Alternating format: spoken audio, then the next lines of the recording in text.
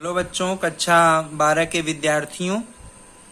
जैसा कि हमारा चल रहा है एल्डिहाइड और कीटोन का चैप्टर, और आपको पता ही है कि हमने आपको एल्डिहाइड और कीटोन के चैप्टर में सबसे पहले उसका नाम, परिभाषा, परिचय, परिभाषा, नाम, आईयूपीएसी नाम, समझौता, भौतिक गुण और एल्डिहाइड और कीटोन के निर्माण की विधियां आपको मैंने बताया। फिर हमने आपको एल्डिहाइड और कीटोन के रासायनिक गुण में आपेक्षिक क्रियाशीलता बताया कि एल्डिहाइड क्रियाशील ज़्यादा है कि कीटोन क्रियाशील ज़्यादा है, एलिफैटिक एल्डिहाइड ज़्यादा क्रियाशील है कि एरोमेटिक एल्डिहाइड ज़्यादा क्रियाशील है, एरोमेटिक एल्डिहाइड ज़्यादा क्रियाशील है कि एरोमेटिक कीटोन ज़्यादा क्रियाशील है, मतलब आपेक्षिक क्रियाशीलता बताया। फिर उसके बाद मैंने आपको एल्डिहाइड और कीटोन में नाभिक स्नेही योग अवक्रिया पाया जाता है। तो नाभिक स्नेही योग अवक्रिया दो पदों में पाया जाता है। पहले नाभिक स्नेही समूह कार्बोनिल कार्बन के धनावेश कार्बोनिल कार्बन से जाकर के धीरे धीरे जुड़ता है तो ऑक्सीजन ऋणायन युक्त मध्यवर्ती बनता है। फिर हमारे पास दूसरे पद में इलेक्ट्रॉन स्नेही समूह जाकर ऑक्सीजन ऋणायन मध्यवर्ती से जुड़कर उत्पाद का निर्माण कर देता है। ये मैंने आपको नाभिक स्नेही योग की क्रियाविधि बताया। फिर मैंने आपको ये भी बताया कि अगर दुर्बल नाभिक स्नेही समूह है तो अम्ल के उपस्थिति में होता है। तो पहले हमारा अम्ल से प्राप्त प्रोटॉन कार्बोनिल समूह को प्रोटोनीकृत कर देता है। तो हमारा कार्बोनिल समूह प्रोटॉन को ग्रहण करके प्रोटोनीकृत हो जाता है, जो अनुनाद करके कार्बोधनायन मध्यवर्ती का निर्माण करता है। फिर दूसरे पद में क्या होता है, कार्बोधनायन मध्यवर्ती पर नाभिक स्नेही समूह जाकर के जुड़कर योग उत्पाद का निर्माण कर लेता है।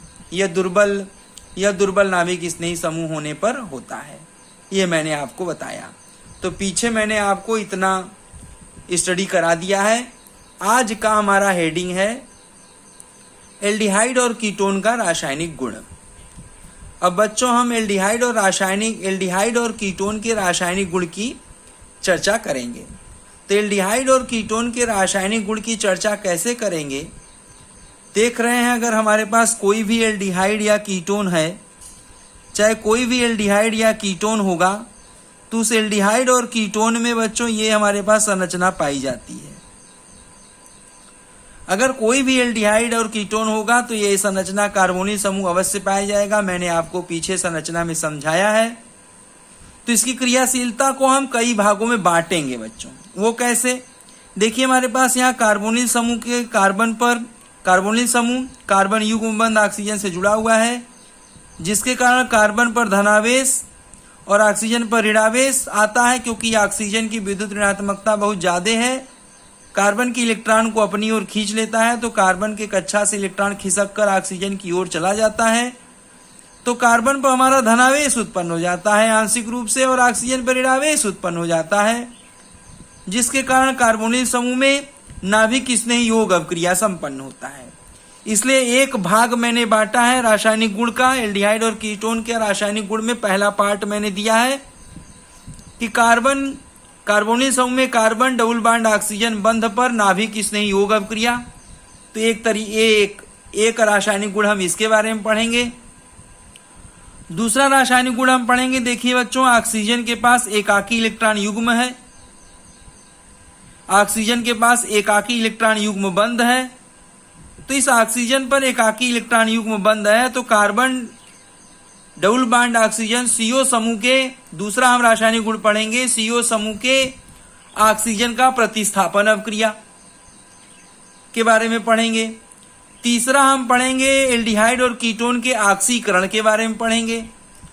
चौथा पढ़ेंगे हम एल्डिहाइड और कीटोन का जब अपचयन होता है तो क्या प्राप्त होता है, अर्थात अपचयन अवक्रिया पढ़ेंगे। एल्डिहाइड और कीटोन की अपचयन अवक्रिया पढ़ेंगे।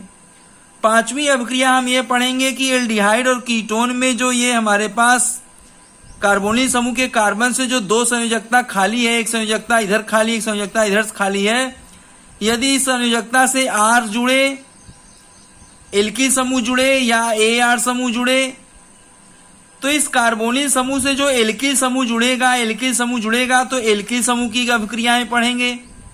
अगर एल्किल समूह नहीं जुड़ रहा है, एरिल समूह जुड़ रहा है, इस संयोजकता से जो कार्बन की संयोजकता है, इस संयोजकता से एल्किल की जगह एरिल समूह जुड़ रहा है, तो फिर हम एरिल समूह की अभिक्रिया पढ़ेंगे।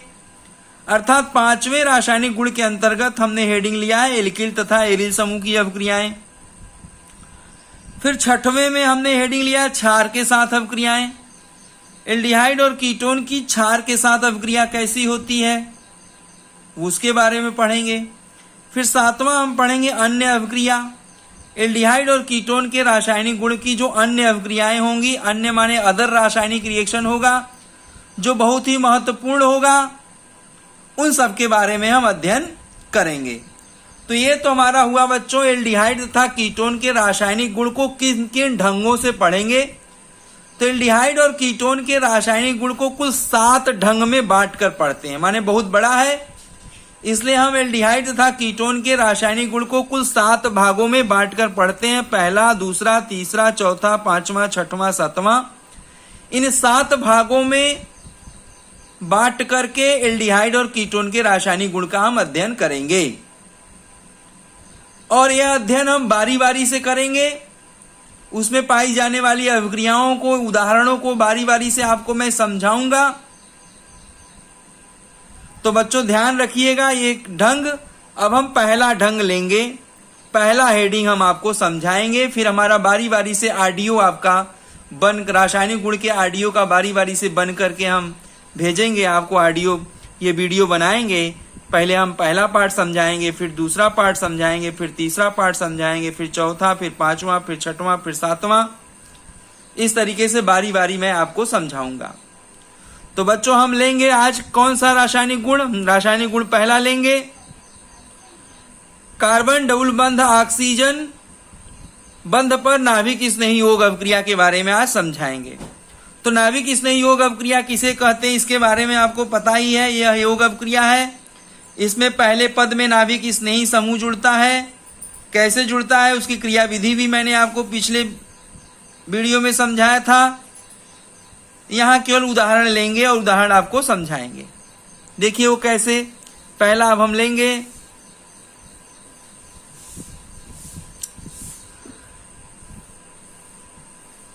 अब हम एल्डिहाइड और कीटोन के रासायनिक गुण में पार्ट 1 CO बंध की अभिक्रिया लेंगे। CO बंध की नाभिक स्नेही योग अभिक्रिया हम लेंगे। तो बच्चों ध्यान रखिएगा, पहले नंबर पे हम कौन सा ले रहे हैं, नाभिक स्नेही योग अभिक्रिया। तो पहला हमारा हेडिंग हो जाएगा number 1 C double bond O बंध पर नाभिक स्नेही योग अभिक्रिया।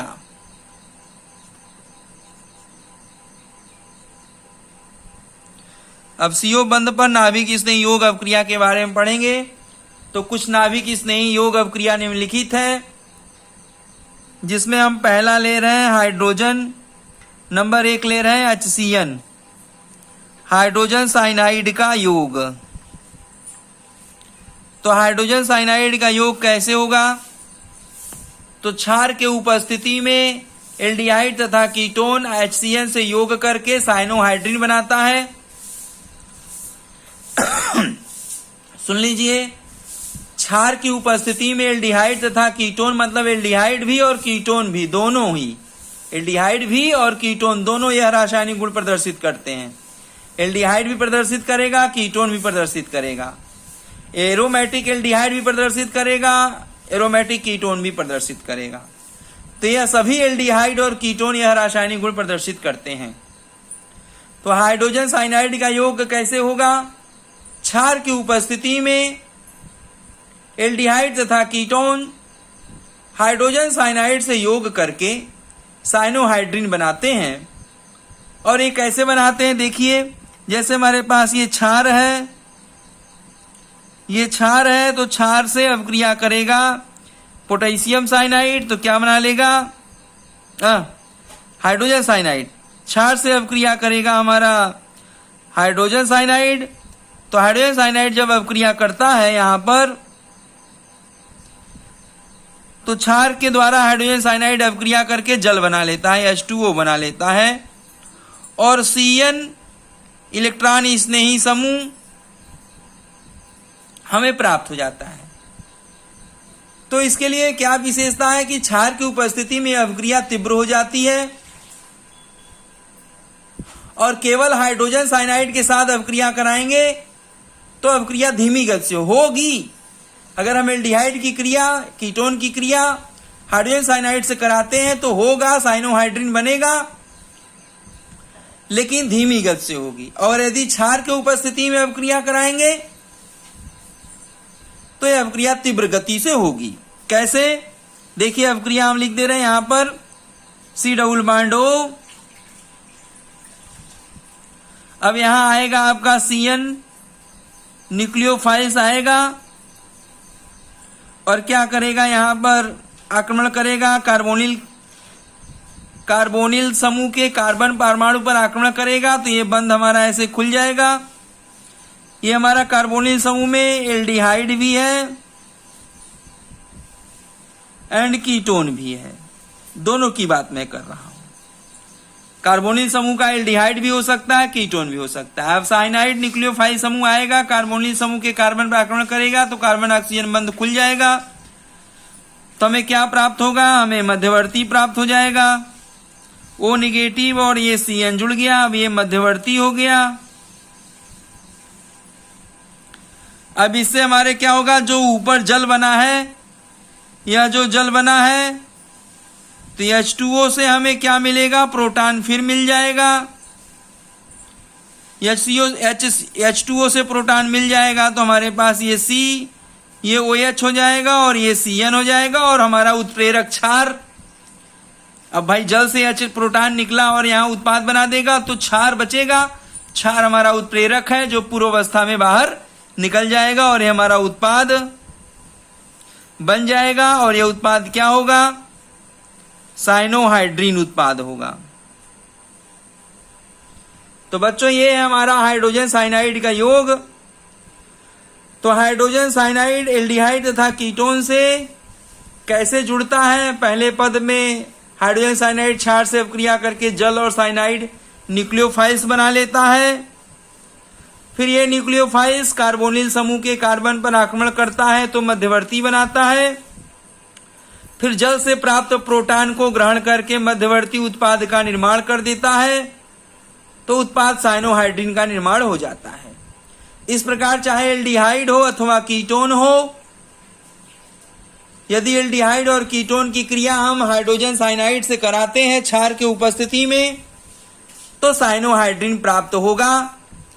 अब उदाहरण के रूप में हम चाहे कुछ भी उदाहरण ले सकते हैं। तो उदाहरण में हमारे पास कौन कौन सा एल्डिहाइड, कौन कौन सा कीटोन पढ़ना है, तो इसको ध्यान से सुनिएंगे।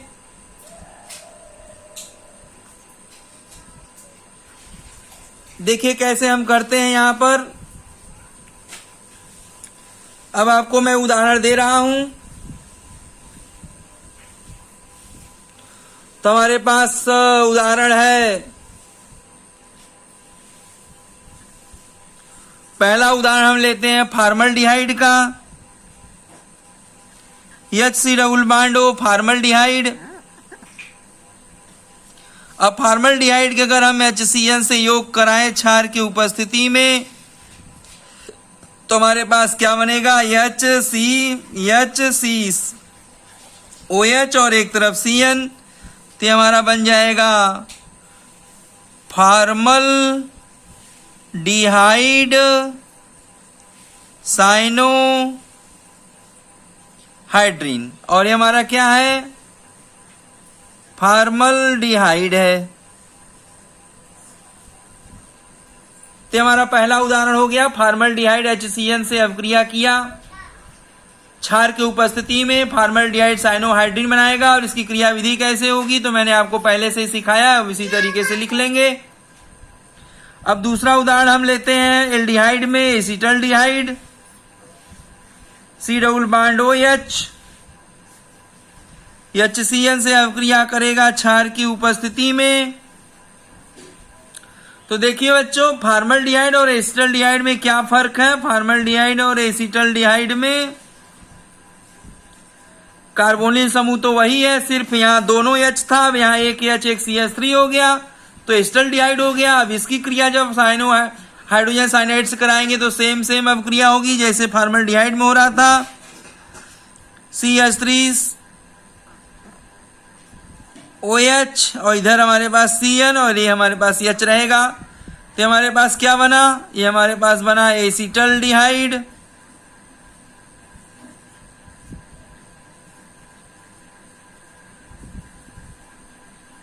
एसिटल्डिहाइड साइनोहाइड्रिन बना। तो देखिए बच्चों, हमारे पास एल्डिहाइड में फॉर्मल्डिहाइड अवक्रिया करता है HCl से तो फॉर्मल्डिहाइड साइनोहाइड्रिन, और एसिटल्डिहाइड करता है तो एसिटल्डिहाइड साइनोहाइड्रिन हमें प्राप्त होता है। तो ये एसिटल्डिहाइड का साइनोहाइड्रिन हाइड्रोजन साइनाइड के साथ योग अवक्रिया का दोनों उदाहरण है। अब इसको वीडियो पॉज करके अवक्रिया लिख लीजिएगा। इसके बाद हम मिटा के तीसरा उदाहरण आपको बता रहे हैं। अब तीसरे उदाहरण में हम लेंगे हमारा बेंजल्डिहाइड। तो C डबल बॉन्ड O तुम्हारा रहेगा, एक H रहेगा और एक तरफ हमने एरिल जोड़ दिया। एरिल में मैंने C6H5 जोड़ दिया। तो C6H5 जोड़ दिया तो यह भी एल्डिहाइड है, लेकिन यह एरोमेटिक एल्डिहाइड है। यह एल्डिहाइड है, लेकिन कौन सा एल्डिहाइड है, एरोमेटिक एल्डिहाइड है। एरोमेटिक एल्डिहाइड में कौन एल्डिहाइड है, बेंजल्डिहाइड। ध्यान रखेंगे बच्चों। तो फॉर्मल्डिहाइड बेंजल्डिहाइड में क्या अंतर है, यहाँ दोनों H है, यहाँ एक H रहेगा, एक C6H5 आ गया। अर्थात यहाँ एक कार्बन की एक संयोजकता एरिल से, C6H5 से एक संयोजकता हाइड्रोजन से। जब कार्बोनिल समूह का एक संयोजकता C6H5 एरिल समूह से पूरी तो होगा, तब वह एरोमेटिक एल्डिहाइड होगा, बेंजल्डिहाइड। अब इसकी क्रिया हम हाइड्रोजन साइनाइड से कराएंगे क्षार की उपस्थिति में, तो क्या प्राप्त होगा, ये C6H5 में कोई परिवर्तन नहीं होगा क्योंकि यहाँ नाभिक स्नेही योग अवक्रिया हो रही है। तो हमारे पास C से एक तरफ OH और एक तरफ CN जुड़ जाएगा, जिसको हम क्या कहेंगे, जिसको हम कहेंगे बेंजल्डिहाइड साइनोहाइड्रिन। किसका नाम क्या होगा, बेंजल्डिहाइड साइनोहाइड्रिन। ये उदाहरण हो गया, बहुत सरल है। मतलब एक ठो क्रिया अगर याद रखेंगे तो उदाहरण आपके ऊपर है, चाहे जितना चाहो बनाते चले जाओ। ये तो मैंने बेंजल्डिहाइड का उदाहरण 3 ठो बताया। तो बेंजल्डिहाइड का ये मैंने उदाहरण आपको बता दिया। मैंने एल्डिहाइड में कौन कौन उदाहरण बताया, एक ठो आपको फॉर्मल्डिहाइड का उदाहरण बताया, दूसरा एसिटल्डिहाइड का उदाहरण बताया और तीसरा बेंजल्डिहाइड का उदाहरण बताया। तो हमारे पास एल्डिहाइड की क्रिया साइनोहाइड्रिन, एल्डिहाइड की क्रिया जब हाइड्रोजन साइनाइड से कराते हैं तो एल्डिहाइड साइनोहाइड्रिन बनता है।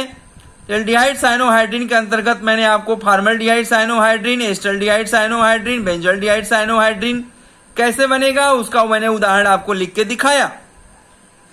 इसी प्रकार कीटोन का होगा बच्चों। तो कीटोन का कैसे होगा, ध्यान दीजिए, बहुत ही सरल एग्जाम्पल है।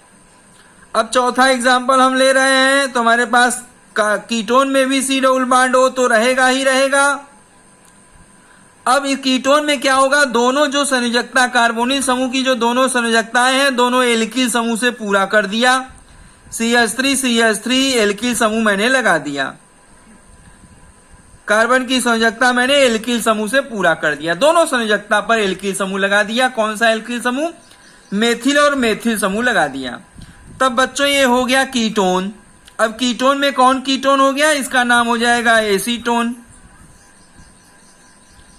यह हो गया कीटोन। कीटोन में एसीटोन हमने उदाहरण ले लिया क्योंकि दोनों मेथिल लगा दिया, इसलिए यह एसीटोन हो गया।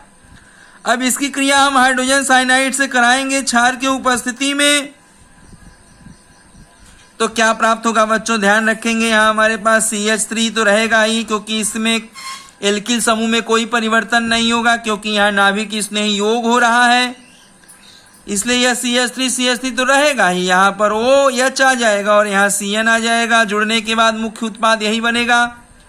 इसका नाम क्या होगा? इसका नाम होगा एसीटोन साइनोहाइड्रिन।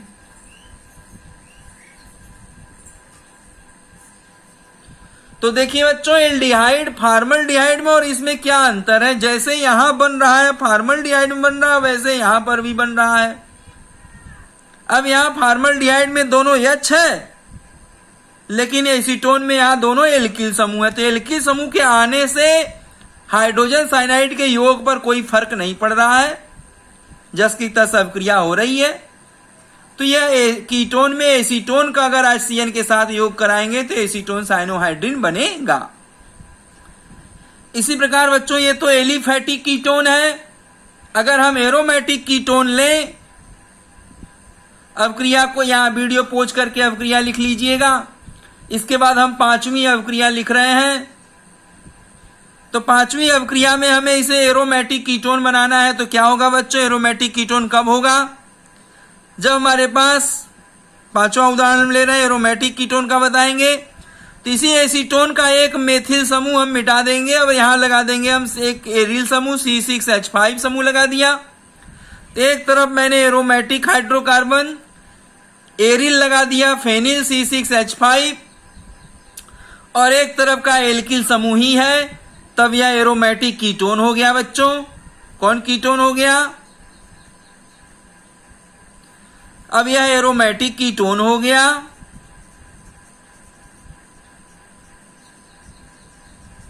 अब एरोमेटिक कीटोन में कौन सा कीटोन है? इसका नाम क्या है? तो इसका नाम है एसीटोफिनोन।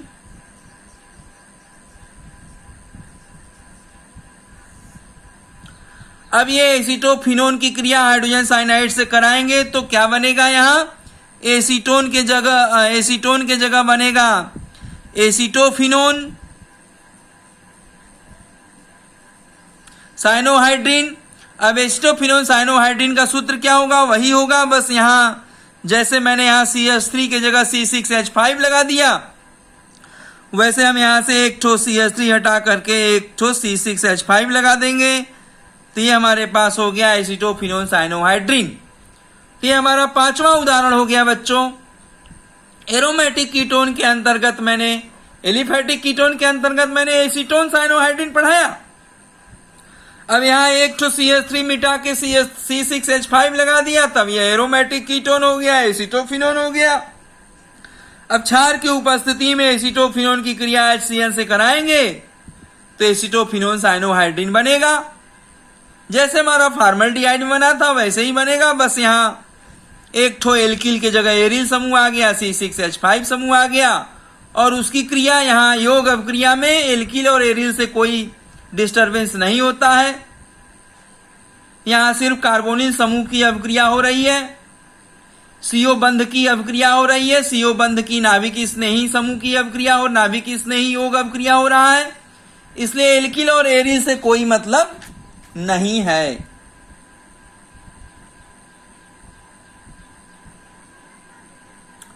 इस प्रकार से बच्चों हम साइनोहाइड्रिन का हम प्रयोग कर सकते हैं। अब साइनोहाइड्रिन का उपयोग भी, ये जो साइनोहाइड्रिन बनते हैं, जैसे एसीटोफिनोन साइनोहाइड्रिन बना, फॉर्मल्डिहाइड साइनोहाइड्रिन बना, एस्टल्डिहाइड साइनोहाइड्रिन बना, बेंजल्डिहाइड साइनोहाइड्रिन बना, इन सब साइनोहाइड्रिन बनना जो बनता है उसका हम उपयोग भी कर सकते हैं।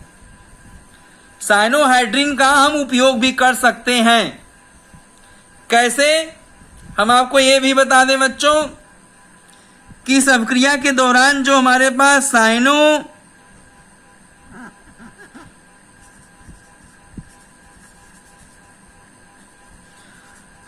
बनता है उसका हम उपयोग कर सकते हैं। साइनोहाइड्रिन बनता है जो इस अभिक्रिया के दौरान जो साइनोहाइड्रिन बनता है उसका उपयोग कर सकते हैं, अन्य यौगिक के निर्माण में।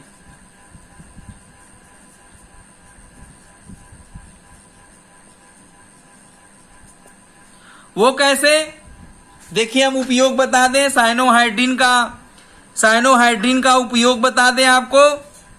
तो साइनोहाइड्रिन का उपयोग चाहे तो यहां हम हेडिंग लिख सकते हैं साइनोहाइड्रिन का उपयोग। बड़ा महत्वपूर्ण है बच्चों, ध्यान रखेंगे इसको, आगे आपको कन्वर्जन में काम देगा। तो साइनोहाइड्रिन का उपयोग करके हम क्या कर सकते हैं, देखिए पहला उपयोग हम लिख सकते हैं कि हमारे पास एस्टल्डिहाइड साइनोहाइड्रिन बना था, CH3COHCnEH, इसका नाम है एसिटल्डिहाइड साइनोहाइड्रिन। अब यदि हम जल अपघटन इसका कर दें अम्लीय माध्यम में, एस्टल्डिहाइड साइनोहाइड्रिन का केवल जल अपघटन कर दें, तो केवल जल अपघटन करने से हमको क्या प्राप्त हो जाएगा, जल अपघटन करने से हमको लैक्टिक एसिड प्राप्त हो जाएगा। मतलब एस्टल्डिहाइड साइनोहाइड्रिन का जल अपघटन किए नहीं कि हमें क्या प्राप्त हो जाएगा, लैक्टिक एसिड प्राप्त हो जाएगा। तब देखिए बच्चों, अगर हमें लैक्टिक एसिड बनाना है तो हम एसिटल्डिहाइड से लैक्टिक एसिड बना सकते हैं। वो कैसे, पहले हम एस्टल्डिहाइड का हाइड्रोजन साइनाइड से अभिक्रिया करा देंगे क्षार की उपस्थिति में, तो यह नाभिक स्नेही योग अभिक्रिया करके एस्टल्डिहाइड साइनोहाइड्रिन बना लेगा। अब एस्टल्डिहाइड साइनोहाइड्रिन का जल अपघटन कर देंगे तो लैक्टिक एसिड मिल जाएगा। तो लैक्टिक एसिड का निर्माण हम कर सकते हैं एस्टल्डिहाइड की सहायता से। तो ये मैंने आपको बताया साइनोहाइड्रिन का उपयोग नंबर 1 कि एस्टल्डिहाइड का जल अपघटन करने से लैक्टिक अम्ल प्राप्त हो जाता है। अब इसी लैक्टिक अम्ल को यदि हम सिर्फ गर्म कर दें, यहां पे गर्म कर दें, तो सिर्फ गर्म करने पर हमें क्या प्राप्त हो जाएगा, तो गर्म करने पर हमें एक्रोलिक अम्ल प्राप्त हो जाएगा। CH2 double bond CH single bond COOH और जल हमारा बाहर निकल जाएगा। तो यदि हम यहां पर इस लैक्टिक एसिड को सिर्फ गर्म कर दें तो हमारे पास यहां जो ये C जुड़ा हुआ है, C से H, ये H, तो यहां का H और ये OH आपस में मिलकर जल बना के निकल जाएगा और इस कार्बन और इस कार्बन के बीच में युग्म बंध आ जाएगा। देखिए हमारे पास आ गया CH2, पहले कार्बन पर CH2 डबल बॉन्ड CH, आगे COOH है। तो अगर हम लैक्टिक एसिड को सिर्फ गर्म कर दें तो हमारा जल का अणु बाहर निकल जाता है और क्या बन जाता है, तो हमारे पास लैक्टिक एसिड को गर्म करने पर हमें प्राप्त हो जाता है एक्रोलिक अम्ल। क्या प्राप्त हो जाता है, एक्रोलिक अम्ल। तो इसका साधारण नाम है बच्चों एक्रोलिक एसिड, इसका साधारण नाम है एक्रोलिक एसिड।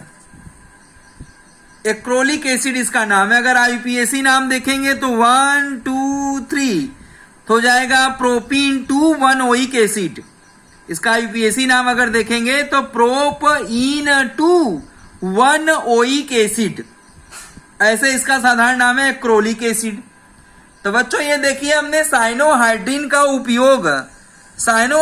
का उपयोग हम कैसे करते हैं। तो साइनोहाइड्रिन का उपयोग नंबर 1 मैंने आपको सिखा दिया कि एस्टल्डिहाइड अभिक्रिया के दौरान बना हुआ एस्टल्डिहाइड साइनोहाइड्रिन का जल अपघटन करेंगे तो लैक्टिक एसिड प्राप्त हो जाएगा और लैक्टिक एसिड को गर्म कर देंगे तो एक्रोलिक एसिड प्राप्त हो जाएगा।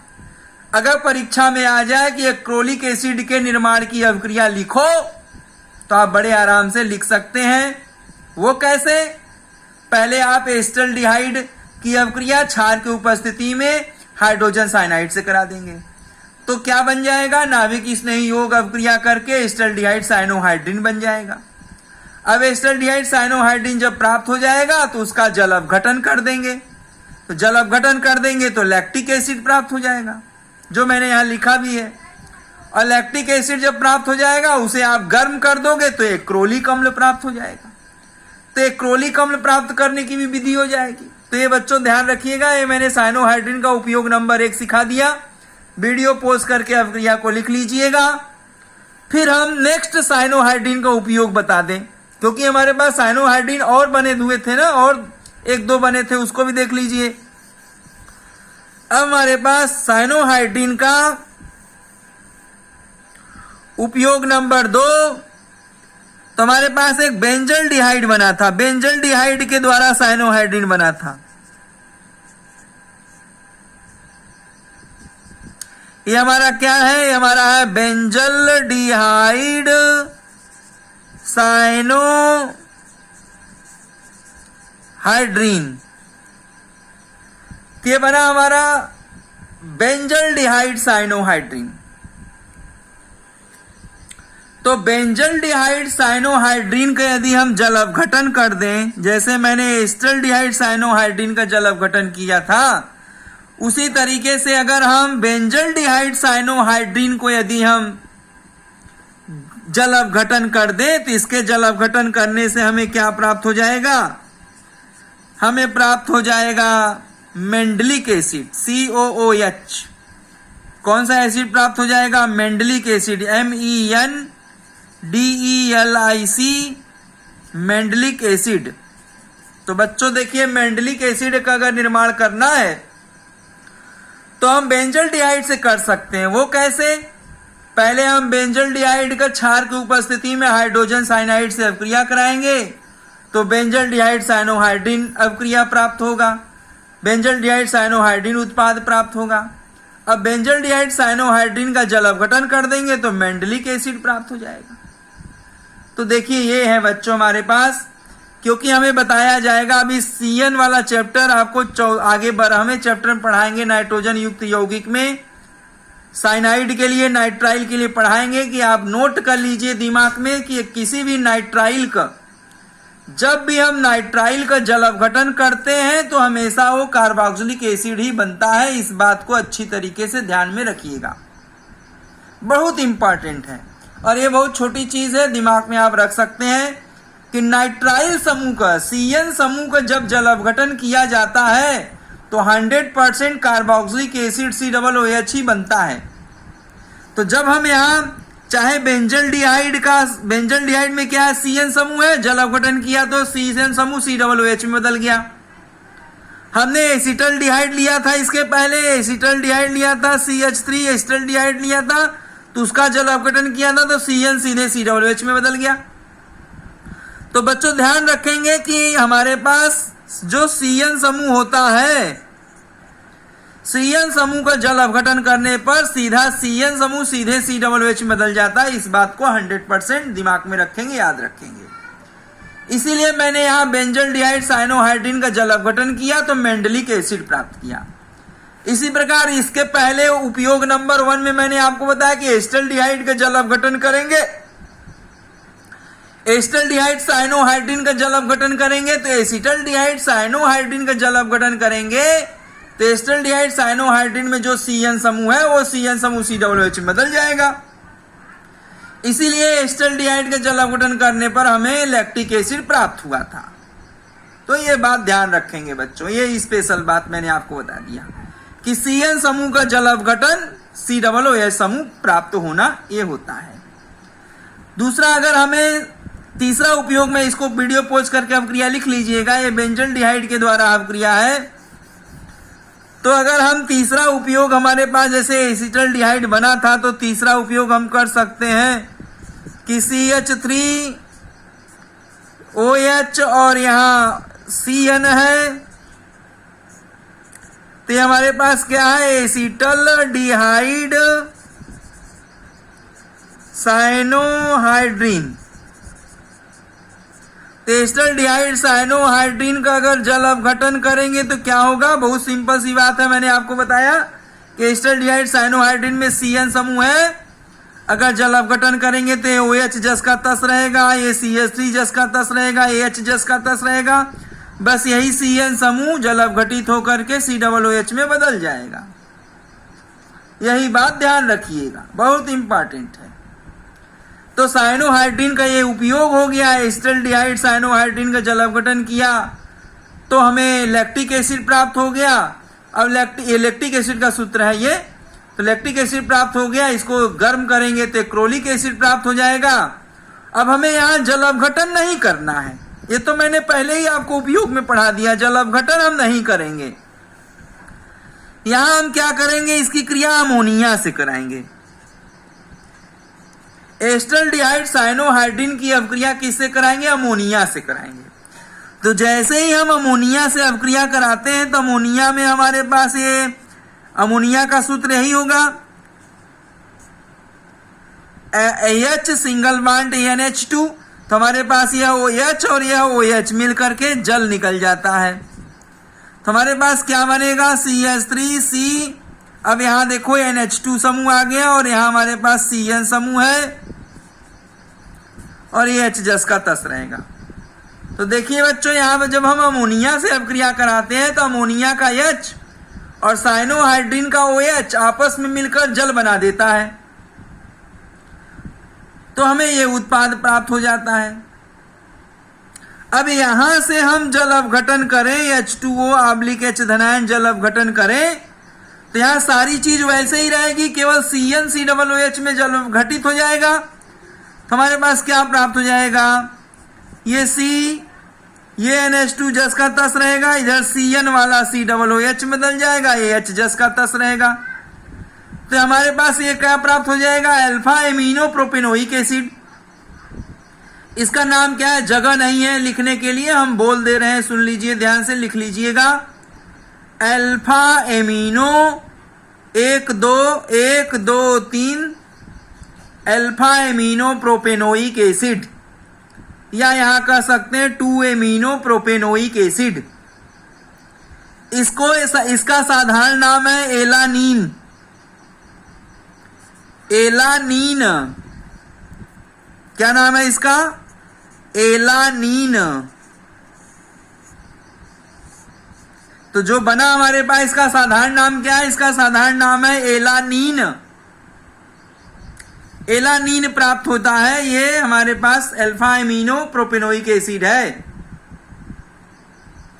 और इस अवक्रिया को जो मैंने तीसरी अवक्रिया लिखा है, इस जो तीसरी अवक्रिया लिखा है मैंने एस्टल्डिहाइड साइनोहाइड्रिन का उपयोग में, एस्टल्डिहाइड साइनोहाइड्रिन के उपयोग में जो मैंने जो तीसरी अवक्रिया अभी लिखा है, इसे हम कौन सी अवक्रिया कहते हैं, तो यह एक प्रकार का नेम रिएक्शन है। इसे हम स्ट्रेकर संश्लेषण कहते हैं, स्ट्रेकर संश्लेषण। माने जो ये अवक्रिया मैंने अभी इसको लिखा है, यह स्ट्रेकर संश्लेषण अवक्रिया कहते हैं। स्ट्रेकर संश्लेषण अवक्रिया के नाम से ये बच्चों ये जाना जाता है। तो ध्यान रखिएगा, ये हमारा हो गया स्ट्रेकर संश्लेषण अवक्रिया। तो मैंने आपको एल्डिहाइड और कीटोन का हाइड्रोजन साइनाइड से नाभिक स्नेह योग अवक्रिया सिखाया, जिसके द्वारा बना साइनोहाइड्रिन, एस्टल्डिहाइड साइनोहाइड्रिन बना और कीटोन साइनोहाइड्रिन बना। फिर उसके बाद मैंने आपको यह सिखा दिया कि साइनोहाइड्रिन का उपयोग करके हम विभिन्न प्रकार के यौगिक का निर्माण कर सकते हैं, जैसे lactic acid, acrylic acid, mandelic acid, alpha amino propanoic acid, विभिन्न यौगिकों का निर्माण भी कर सकते हैं। उसके बारे में मैंने आपको समझाया। अब इसके बाद नाभिक स्नेही योग अवक्रिया के अंतर्गत बच्चों हम दूसरा बात लेते हैं। ये तो हमारा हाइड्रोजन साइनाइड से योग हुआ। तो नाइट्रोजन साइनाइड से योग, हाइड्रोजन साइनाइड का योग अवक्रिया मैंने आपको पढ़ाया। नाभिक स्नेही योग अवक्रिया के अंतर्गत मैंने आपको पहला पढ़ाया HCN का योग पढ़ाया। अब मैं आपको दूसरा अवक्रिया पढ़ाऊंगा, सोडियम बाइसल्फाइड का योग। कौन योग? Sodium bisulphide. तो सोडियम बाइसल्फाइड का सूत्र है NaHSO3। नाम क्या है? Sodium bisulphide. सूत्र है NaHSO3। तो पहले मैंने HCN का योग पढ़ाया, अब दूसरे नंबर पे मैं आपको पढ़ाऊंगा सोडियम बाइसल्फाइड का योग। तो नाभिक स्नेही योग अवक्रिया के अंतर्गत हमने आपको क्या पढ़ाया? नाभिक स्नेही योग अवक्रिया के अंतर्गत पहला मैंने आपको पढ़ाया हाइड्रोजन साइनाइड का योग अवक्रिया। अब दूसरा हमारा हेडिंग है सोडियम बाई सल्फाइड, इसको सोडियम हाइड्रोजन सल्फाइड भी कहते हैं। सोडियम बाई सल्फाइड का योग। तो सोडियम बाई सल्फाइड का योग क्या होता है बच्चों, इसे भी ध्यान से सुनिए कि एल्डिहाइड तथा कीटोन दोनों सोडियम बाई सल्फाइड से योग करके बाई सल्फाइड योगात्मक उत्पाद बनाते हैं। और कीटोन में यह केवल एलिफैटिक कीटोन ही यह अभिक्रिया करता है, एरोमेटिक कीटोन यह अभिक्रिया नहीं करता। मतलब विशेषता मैं बता रहा हूं कि एल्डिहाइड में एलिफैटिक एल्डिहाइड और एरोमेटिक एल्डिहाइड दोनों ही बाइसल्फाइड योग अभिक्रिया करेंगे, लेकिन कीटोन में केवल एसीटोन करेगा, एरोमेटिक कीटोन नहीं करेगा। एलिफैटिक कीटोन बाइसल्फाइड योग अभिक्रिया करता है। तो कैसे होगा देखिए बच्चों, हमारे पास ये C डबल बॉन्ड O है, जहां ऑक्सीजन की विद्युत ऋणात्मकता ज्यादा होने के कारण यहाँ ऋण चार्ज, कार्बन पर धन चार्ज उत्पन्न हो जाएगा। ये हमारा एल्डिहाइड भी हो सकता है, कीटोन भी हो सकता है, और यहां से आएगा सोडियम धनायन और HSO3 ऋणायन। तो SO3 के ऊपर 2 ऋणायन होगा और H पार्शियल रूप से लगा दें। देखिए सोडियम के ऊपर धनायन, हाइड्रोजन के ऊपर धनायन और SO4 के ऊपर 2 ऋणायन।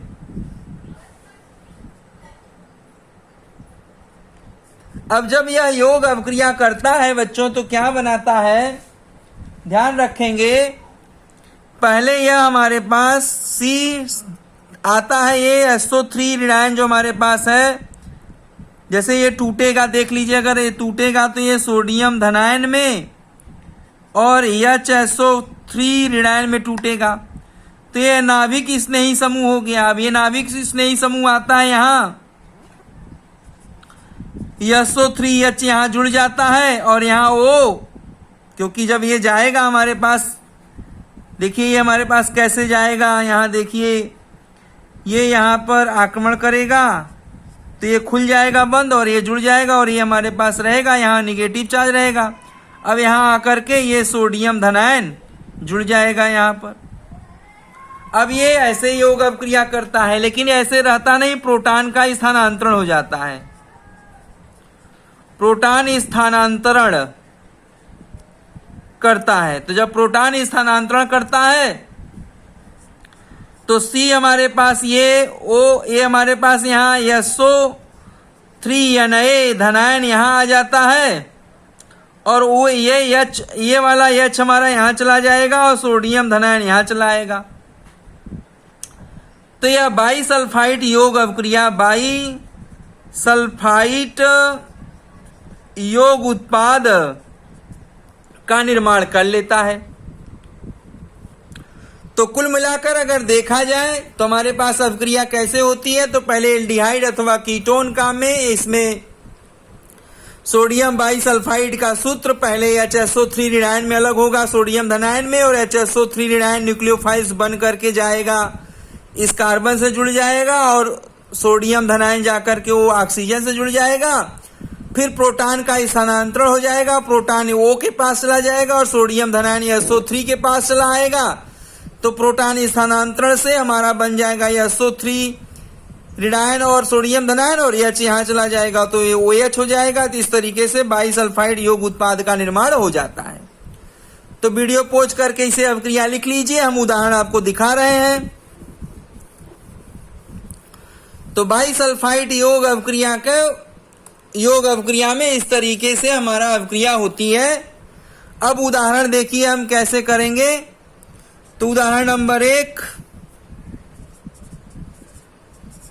जैसे हमारे पास यहाँ है acetaldehyde C double bond OH, जिसका नाम है एसिटल्डिहाइड।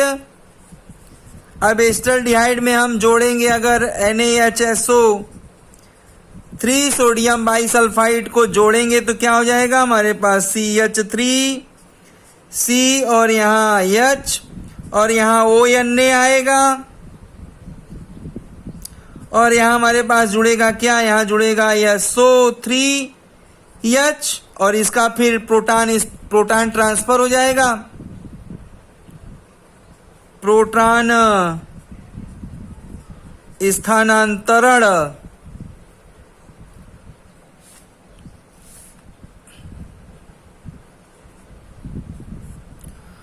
प्रोटॉन स्थानांतरण होगा तो CH3COH और ये SO3Na हो जाएगा और यहाँ H रहेगा। तो हमारे पास क्या बन जाएगा, एसिटल्डिहाइड बाइसल्फाइड योग उत्पाद। नाम क्या होगा इसका, एसिटल डिहाइड बाइसल्फाइड योग उत्पाद, ये प्राप्त हो जाएगा बच्चों, ध्यान रखेंगे। तो हमारे पास एसिटल्डिहाइड बाइसल्फाइड से योग करके इस प्रकार से एसिटल्डिहाइड बाइसल्फाइड योग उत्पाद बनाता है जो ठोस अवस्था में प्राप्त होता है।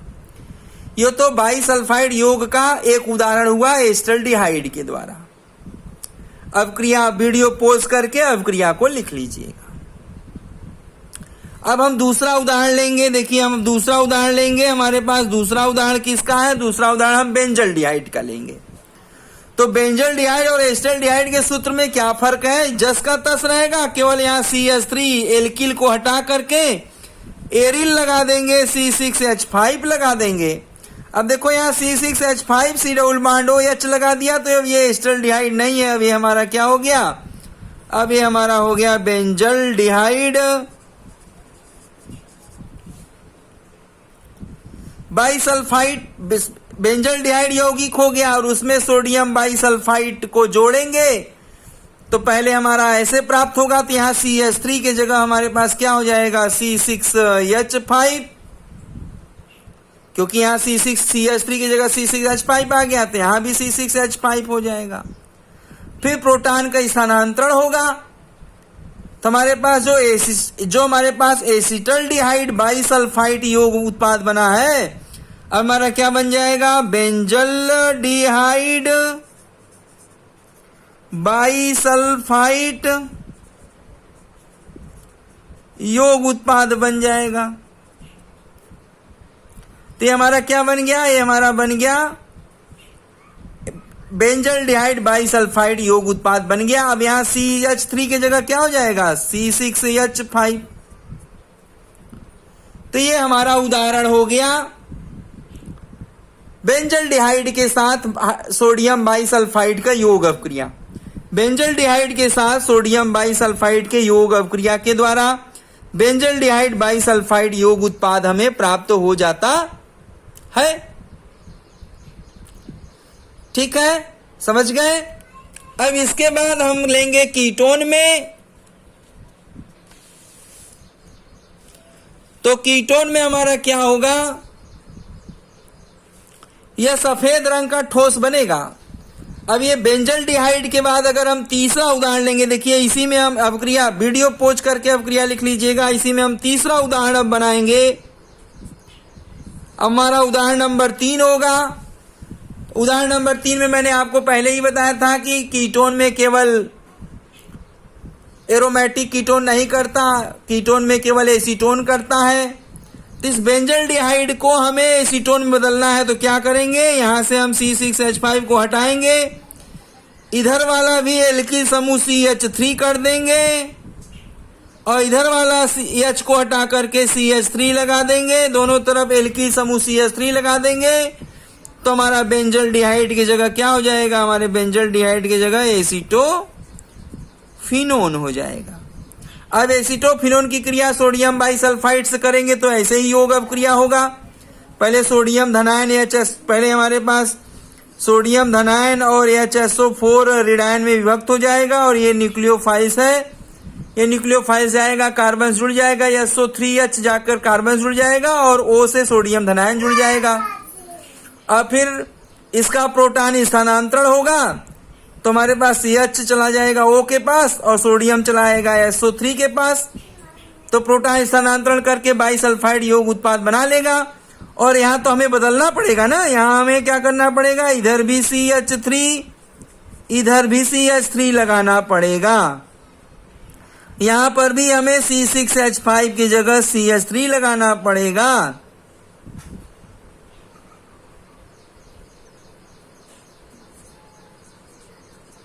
और इधर भी हमारे पास H की जगह पर CH3 लगाना पड़ेगा। तो हमारे पास यह एसीटोन, अब हमारे पास यहाँ क्या हो जाएगा, एसीटोन हो जाएगा। ये हमारा हो गया एसीटोन। अब एसीटोन की क्रिया सोडियम बाइसल्फाइड से कराएंगे तो ये प्राप्त होगा।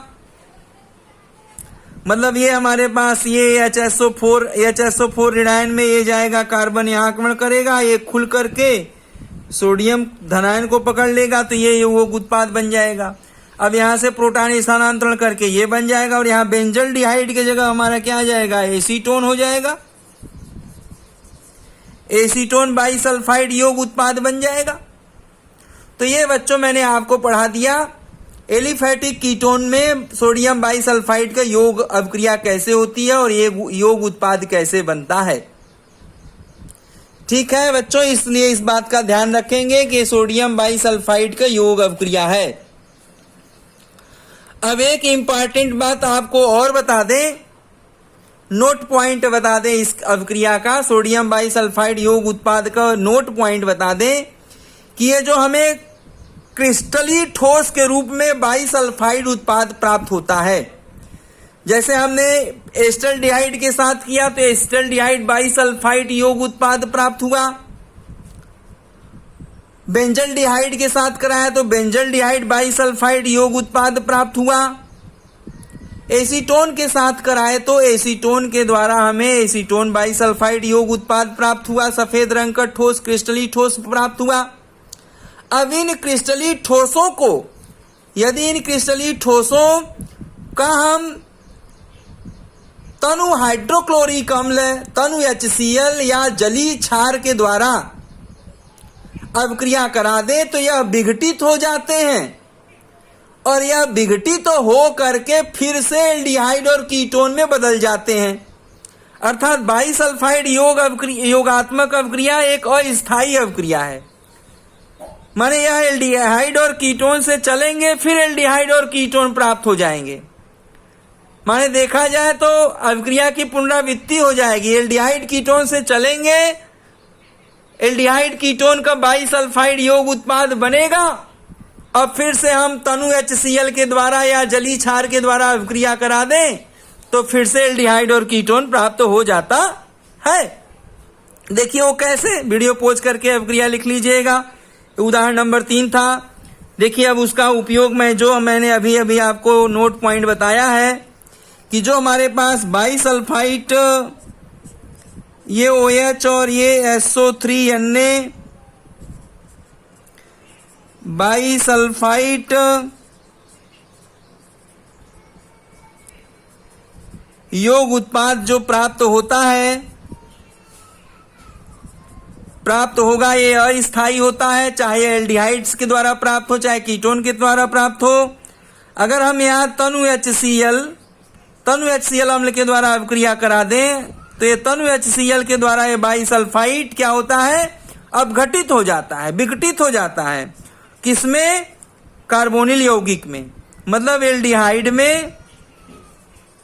अगर ये एल्डिहाइड का बाइसल्फाइड होगा तो एल्डिहाइड में, और यदि कीटोन का बाइसल्फाइड होगा तो कीटोन में विघटित हो जाएगा और साथ में SO2 गैस निकल जाएगी, सोडियम क्लोराइड NaCl प्राप्त हो जाएगा।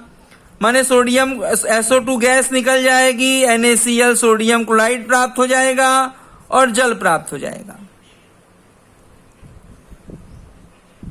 तो अगर हम ये एल्डिहाइड बाइसल्फाइड का अगर तनु HCl के द्वारा अभिक्रिया करा दे तो एल्डिहाइड और प्राप्त हो जाएगा और SO2 गैस निकल जाएगी, NaCl जल अलग हो जाएगा, मतलब एल्डिहाइड प्राप्त हो जाएगा।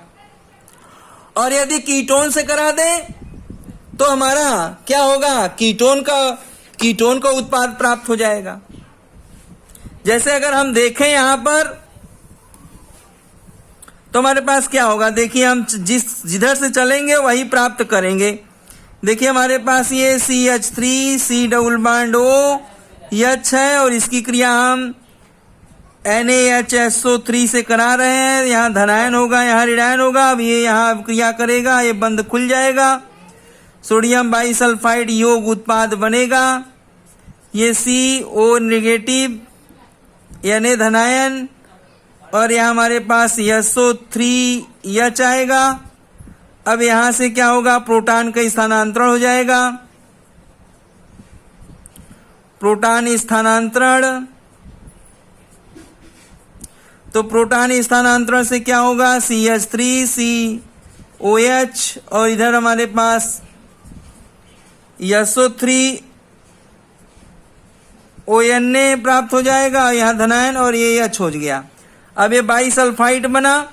अब इस बाइसल्फाइड की क्रिया हम HCl से करा देंगे, तो हमारे पास HCl से कराएंगे तो क्या प्राप्त होगा, HCl से अब क्रिया कराएंगे तो फिर से हमारे पास CH3C double bond OH acetaldehyde प्राप्त हो जाएगा, SO2 गैस प्राप्त हो जाएगा, NaCl प्राप्त हो जाएगा और जल प्राप्त हो जाएगा।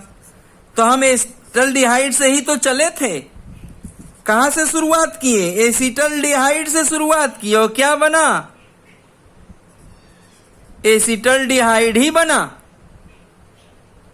अर्थात बाइसल्फाइड जो योग उत्पाद प्राप्त होता है, तो बाइसल्फाइड योग उत्पाद का यदि हम तनु अम्ल के द्वारा या तनु क्षार के द्वारा यदि जल अपघटन कर देते हैं तो वो फिर से एल्डिहाइड और कीटोन प्राप्त हो जाता है। तो अगर हम बाइसल्फाइड का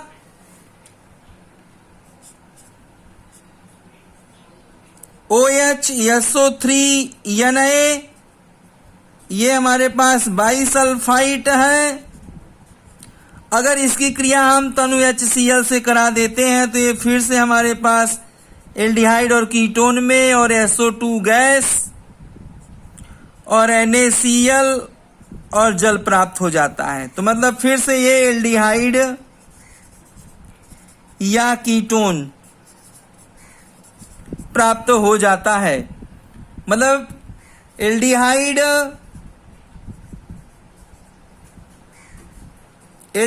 या कीटोन का बाइसल्फाइड का अगर तनु HCl के द्वारा अवक्रिया करा दे तो वह विघटित होकर एल्डिहाइड अथवा कीटोन प्राप्त हो जाता है। एल्डिहाइड बाइसल्फाइड लेंगे तो एल्डिहाइड प्राप्त होगा और कीटोन बाइसल्फाइड लेंगे तो कीटोन प्राप्त हो जाएगा, जल अपघटित हो जाता है, अम्ल के द्वारा अपघटित हो जाता है। और यदि हम इस बाइसल्फाइड को OH SO3Na धनायन और ये ऋणायन को अगर हम क्षार के द्वारा, किसके द्वारा, क्षार, अगर क्षार के द्वारा अपघटित करते हैं तो हमारा ये एल्डिहाइड या कीटोन प्राप्त हो जाता है और साथ में Na2SO3 सोडियम सल्फाइड और जल प्राप्त हो जाता है। ये एल्डिहाइड या कीटोन प्राप्त हो जाता है। तो क्षार के द्वारा यह इस तरीके से अपघटित होता है और तनु HCl के द्वारा इस तरीके से अपघटित होता है। जब तनु HCl के द्वारा अपघटित करते हैं तो बाइसल्फाइड क्रिस्टली ठोस, एल्डिहाइड का अगर बाइसल्फाइड क्रिस्टली ठोस रहेगा तो एल्डिहाइड में अपघटित होगा, कीटोन बाइसल्फाइड योग उत्पाद रहेगा तो कीटोन में अपघटित हो जाएगा तनु HCl के द्वारा और सह उत्पाद के रूप में हमें SO2 NaCl और H2O प्राप्त होगा।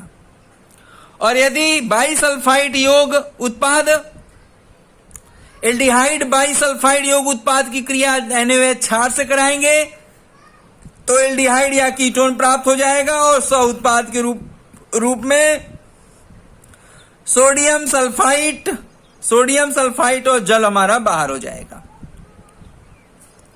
तो ये तो अवक्रिया हुई भाई बाइसल्फाइड योग उत्पाद।